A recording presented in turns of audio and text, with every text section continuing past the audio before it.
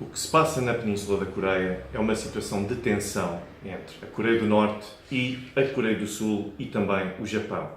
E existe ainda o envolvimento de outras potências nesta mesma situação de tensão, tal como os Estados Unidos e também a Rússia e a China. Aquilo a que nós temos vindo a assistir é ao desenvolvimento da tecnologia nuclear por parte de Pyongyang, no sentido de conseguir atingir, finalmente, uma arma que seja suficientemente poderosa e que possa equiparar-se exatamente ao de outras potências nucleares a nível mundial. Esta situação gera tensão na medida em que ninguém sabe qual poderá ser a utilização a dar a este mesmo armamento e de que forma é que isso poderá comprometer a paz e a estabilidade no mundo inteiro.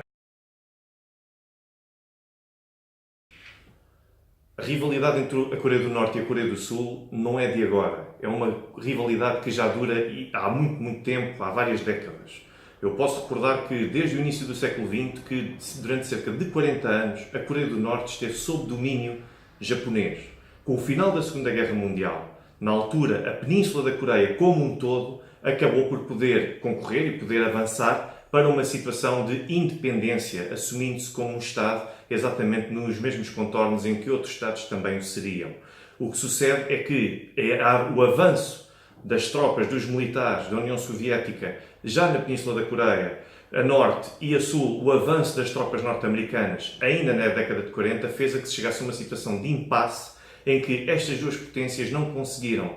definir e decidir quem seria a entidade que governaria a Península Coreana como um todo. Pelo que acabou com o passar do tempo por ficar mais do que sólido exatamente um país novo a norte e um país novo também a sul. Temos então a Coreia do Norte, que sempre foi mais próxima da União Soviética, mais defensora de uma ideologia comunista, e temos a sul, um país que foi aliado exatamente sempre ao longo destes anos dos Estados Unidos, mais próximo de uma ideologia ocidental ou capitalista. Em termos comparativos, podemos colocar a Península da Coreia nos mesmos termos em que nós tínhamos exatamente a Alemanha. A atual Alemanha, que durante muito tempo foi a República Federal Alemã, por um lado, e foi também a República Democrática da Alemanha, por outro, em que se encontravam exatamente esta divisão entre o socialismo da União Soviética e, por outro lado, o capitalismo dos Estados Unidos da América.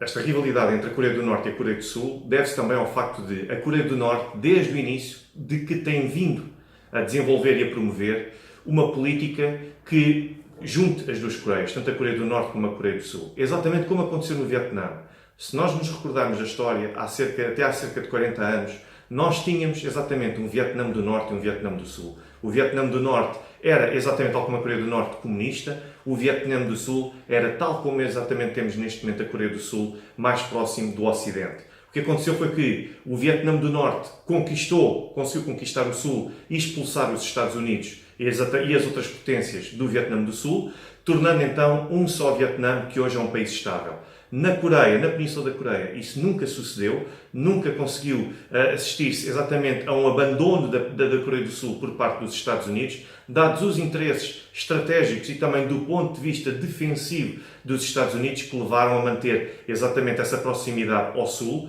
e a cimentar essa liderança com a Coreia do Sul, ao mesmo tempo que o Japão, na impossibilidade de poder desenvolver uma indústria militar e desenvolver as suas capacidades militares desde a Segunda Guerra Mundial, tornou-se, tal como a Coreia do Sul, estes dois países ficaram dependentes da proteção que os Estados Unidos davam face às iniciativas militares do Norte e também face aos receios que teriam de outras potências, como a própria União Soviética, desde a década de 90 para cá, Rússia, e também, eventualmente, da China. Havendo este mesmo conflito e estes receios destas iniciativas militares que possam colocar em risco o futuro de um país ou de outro, é natural que os dois países, tanto a Coreia do Norte como a Coreia do Sul, mantenham esta rivalidade e pretendam mantê-la, embora a Coreia do Norte, como referi, tenha vindo a apostar e continua a insistir na política da unificação nos mesmos termos em que, por exemplo, o Vietnã veio defender. Naturalmente que esta é uma situação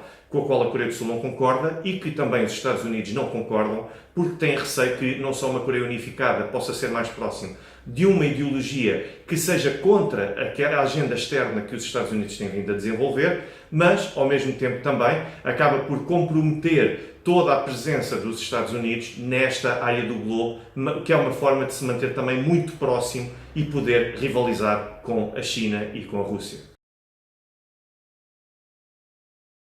Muitos dizem que a Coreia do Norte quer desenvolver uma arma nuclear exatamente com o objetivo de destruir tudo aquilo que está à volta dela. Eu acredito que é exatamente o contrário. A Coreia do Norte pretende desenvolver uma arma nuclear que pretende ter capacidade nuclear não para atacar, mas para se defender. Tem sido evidente ao longo destas décadas as várias iniciativas militares por parte dos Estados Unidos e de outras potências europeias, tal como o Reino Unido e como a França, no sentido de mudar o regime e o poder político de cada país. Alguns dos exemplos mais recentes são exatamente o Iraque,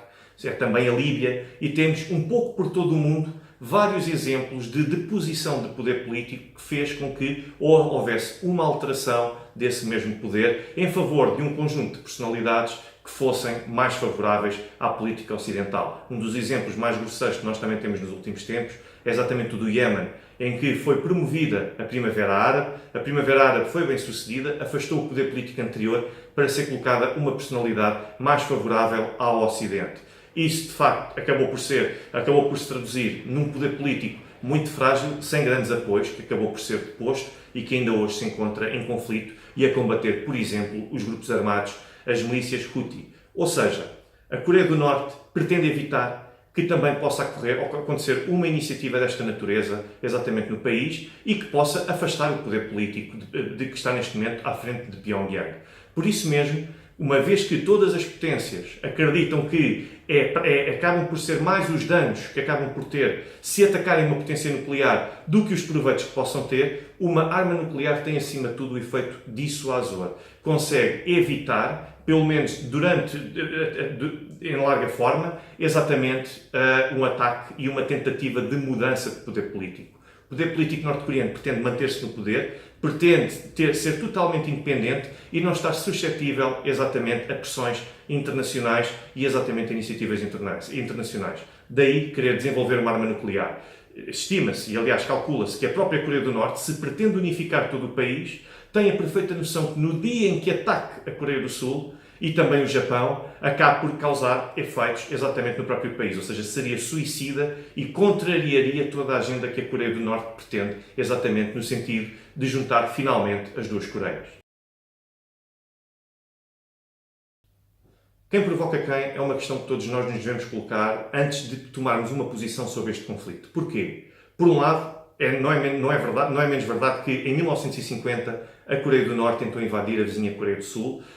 para garantir que havia a unificação da Península da Coreia num só Estado. O que é que aconteceu daqui? Sucedeu que os Estados Unidos foram a correr em proteção da Coreia do Sul e existe também um receio de que o Japão, pelo facto de ter sido a potência colonizadora da Coreia do Norte, possa também ser alvo de um ataque no futuro. Como as capacidades militares do Japão são bastante reduzidas, é por isso mesmo que os Estados Unidos justificam a sua presença na região como forma de garantir a proteção tanto da Coreia do Sul como exatamente do Japão. Agora, o que sucede, para todos os efeitos, é que a Coreia do Norte, apesar de ter a perfeita noção de que os Estados Unidos estão ali presentes e vão defender, ou pelo menos propõem-se a defender, a Coreia do Norte e o Japão, aquilo que a Coreia do Norte não tem feito tem sido outro tipo de iniciativas que pudessem colocar em risco a estabilidade e a paz na região. O que todos os países ocidentais consideram é que o desenvolvimento de uma arma nuclear pela Coreia do Norte coloca toda esta região em perigo. E isto é o suficiente para motivar os Estados Unidos e outras potências a justificar a presença militar exatamente na Coreia do Norte e não só, a realizarem exercícios conjuntos entre Estados Unidos, Coreia do Sul e Japão que permitam antever um possível ataque da Coreia do Norte e como é que eles se poderiam defender e como é que poderiam reagir. O que acontece é que estes exercícios militares são muito mal recebidos pela Coreia do Norte porque vem um conjunto de países a atuarem militarmente junto à sua fronteira e alguns destes exercícios são verdadeiramente provocatórios na medida em que simulam as Forças Armadas norte-coreanas e em que acabamos por ter, como aconteceu nos últimos tempos, bombardeiros a sobrevoar um espaço muito próximo exatamente do espaço norte-coreano. Ora, se nós repararmos e tivermos atenção, de cada vez que acontece um destes exercícios militares liderado pelos Estados Unidos, há exatamente um ataque ou um ensaio nuclear realizado pela Coreia do Norte. Ou seja, a reação da Coreia do Norte tem sido meramente, como diz o próprio nome, reativo, tem sido reativo às iniciativas dos Estados Unidos e não tem sido apenas uma provocação com o intuito de mostrar poder. É uma forma de mostrar poder, de mostrar que têm capacidade para reagir e para responder e que estão a aproximar-se da conclusão de todo este processo de acesso ao armamento nuclear, mas, no entanto, aquilo que acontece é que a Coreia do Norte limita-se neste momento a reagir, não se justificando exatamente estes exercícios conjuntos que acabam por ser provocatórios para a Coreia do Norte. É muito difícil conseguir prever se de facto vamos ter uma guerra mundial. O que nós temos de ter atenção são a posição de dois países que são principais e que são vitais para este mesmo conflito. A Coreia do Norte por um lado e os Estados Unidos do outro. Como eu referi, estima-se que a intenção da Coreia do Norte não seja de ofensiva no sentido de destruir e de usar esta arma para atacar e para conquistar. Esta arma é suposto ter um efeito meramente dissuasor, ou seja, tem um efeito defensivo. Pelo contrário, os Estados Unidos, com estas iniciativas que têm tido militares, no sentido de mostrar o seu poder para tentar conseguir fazer com que a Coreia do Norte se encolha em certa medida e consiga mudar a sua política, os Estados Unidos são exatamente a potência e são o Estado que neste momento mais preocupa, até pela imprevisibilidade que está subjacente num governo neste momento de Washington. Nós não sabemos também o que é que o Senado, o que é que o Congresso como um todo pode vir a defender no futuro para poder forçar os Estados Unidos a uma intervenção militar na Coreia do Norte, mas o que é certo é que neste momento a Coreia do Norte é muito mais estável na sua política de mostrar que tem força e que não ficará quieta caso seja atacada, do que os Estados Unidos, que têm vindo a aumentar cada vez mais a intensidade desses exercícios militares. A solução para o conflito parece-me ser apenas uma, a via diplomática. Se não existirem conversações com a Coreia do Norte e se não existir também o abandono total desta política de sanções que promete só radicalizar ainda mais o discurso tanto de uma parte como de outra, aí sim temos uma maior probabilidade de escalar para um conflito ao nível mundial, dado o envolvimento das diversas potências. O que é certo é que nós neste momento temos de nos sentar à mesa, propor conversações de paz com a Coreia do Norte. As exigências da Coreia do Norte não são fáceis de aceitar. Eu recordo que a Coreia do Norte exige que os Estados Unidos abandonem a Península Coreana e que venham exatamente a deixar com que tanto a Coreia do Sul como o Japão subsistam por si próprios sem o apoio dos Estados Unidos. O que sucede é que não existe a confiança por parte de Washington, nem também de Seul ou mesmo de Tóquio. Essa confiança de que estes dois últimos não vão ser atacados não existe. E é preciso exatamente reforçar e construir bases para que exista essa confiança. E isto só consegue ser resolvido ao nível diplomático, através de cedências de parte a parte, mas o abandono da política nuclear por parte da Coreia do Norte, de forma completamente voluntária, parece-me estar completamente descartado, já que utilizam essa arma nuclear e o acesso à capacidade nuclear como forma de proteção e de manutenção exatamente do regime.